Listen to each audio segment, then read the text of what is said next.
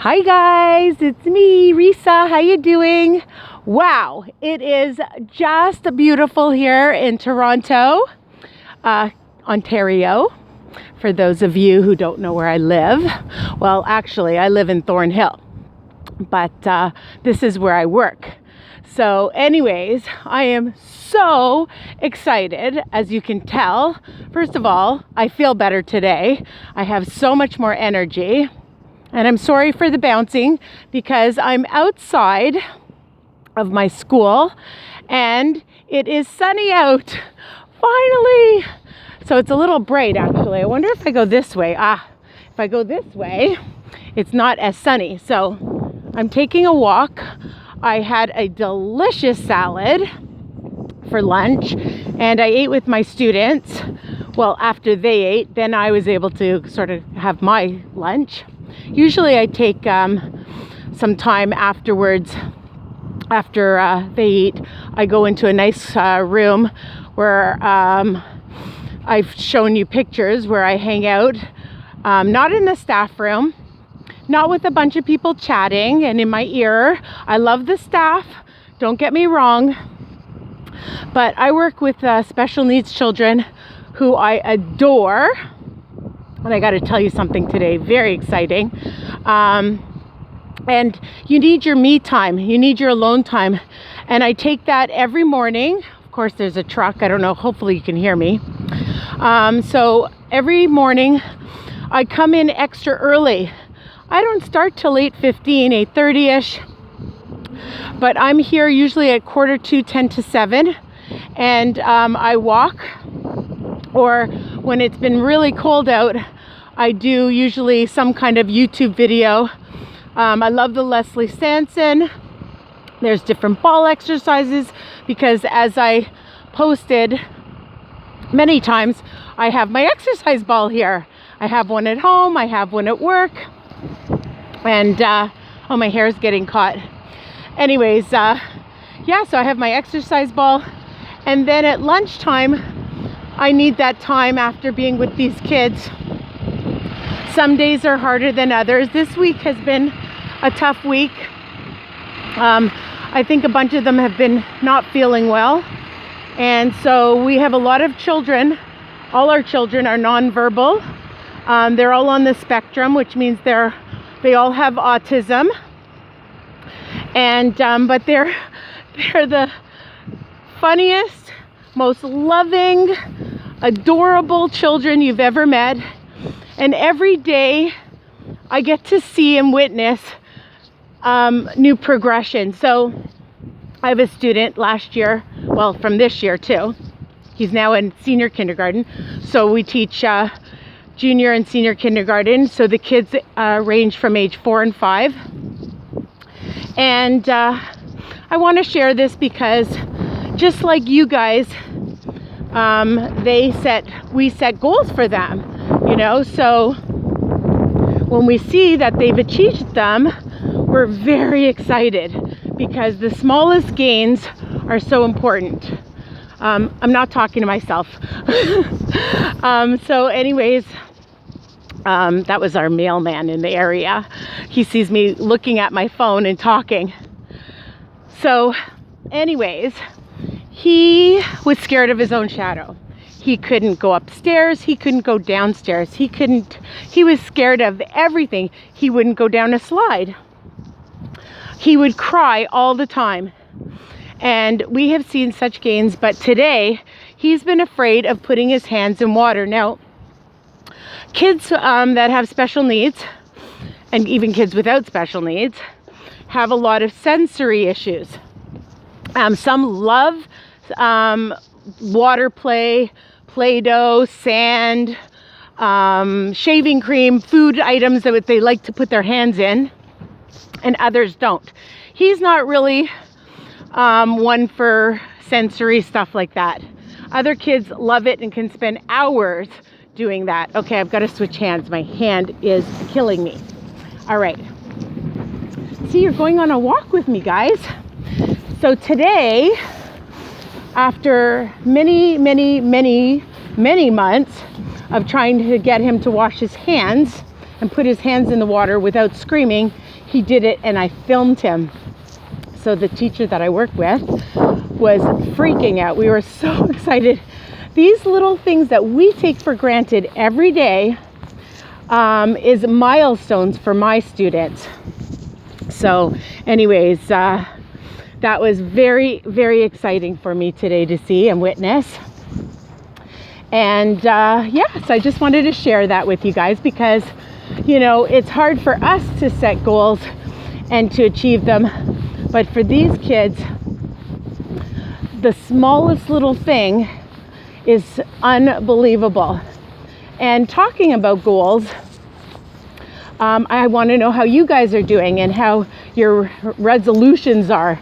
I hate resolutions because I think that goals should be made all the time. Goals need to be changed, and they need to be challenged, and they need to be achievable and small and realistic, so that you're not setting yourself up for failure. Just like my students, I don't like to set them up for failure. We try to start small with little things and work them up so they feel successful. And just like on our journey, I want you guys to feel successful. I want you to feel proud of yourself and motivated, so that when you do something, that you know that, wow, I couldn't do this before and I can do this now. For example, when I started many years ago, I couldn't walk one block. No, I'm serious, guys. I couldn't walk from one block to the other.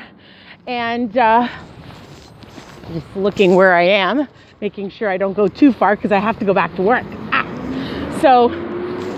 And I want to get away from that garbage truck because it's so noisy. So anyways, my sister had to take me by the hand. Yes, she did. And schlep me, which means like pull me rather, to the next block. And I was huffing and I was puffing. And it was hard for me to go up and down stairs. And, for some people, that's their reality. And that's why, more than anything else, this journey is about our health and feeling better and moving more, whatever it is. Even if it's doing one block at a time, one step at a time, one exercise at a time. You don't need to be climbing mountains. You don't need to be climbing staircases. You don't need to be running marathons. Just find something that you can do. So I posted my exercise ball, and that's something you can sit on for not all of you, but some of you, and you can get a great workout, even just bouncing. You can take it to work. You can put it in your living room. You can put it in your bedroom. I have it in my bedroom. You can get a hula hoop, an air climber, whatever it is that's small. Try something different. You'll be so happy you did. And the word can't is out of your vocabulary, people. I don't want to hear the word can't, or I don't want to. I want to hear I can, and I do want to try. Because at least if you try, then you know that you've worked on something that maybe in your mind very difficult and scary, out of your comfort zone, out of your box, as they call it. And you're gonna feel so much like pride and excitement that you're gonna want to do different things. And that's what happens on this journey, guys. You just start to feel so good and so positive, and you're gonna want to do all kinds of different goals. And there's a lot of non-scale victories too. It's not just about the weight. It's about how we feel mentally and, socially, right? I don't know about you guys, but when there were parties and I didn't have clothes to wear, well, guess what? I made up excuses. I lied. And yeah, I did, because I didn't want to. Whew, it's sunny. I love it. Vitamin D. I was embarrassed. I was ashamed of myself. I didn't feel worthy. And now I can't wait to go shopping and buy a new outfit. I have my niece's wedding coming up. And, that's also motivating when you have things to look forward to that inspire you and motivate you to lose the weight. But, getting up and down off a chair, putting on your socks. Yeah, you can relate. Putting on a seatbelt. Going on a ride with your child. Going tobogganing or skating. Doing things that you would never do before.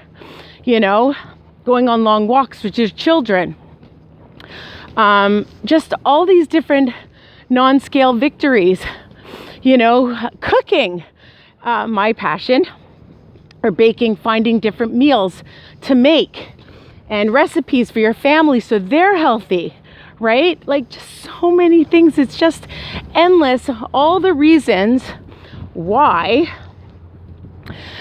you are on this journey.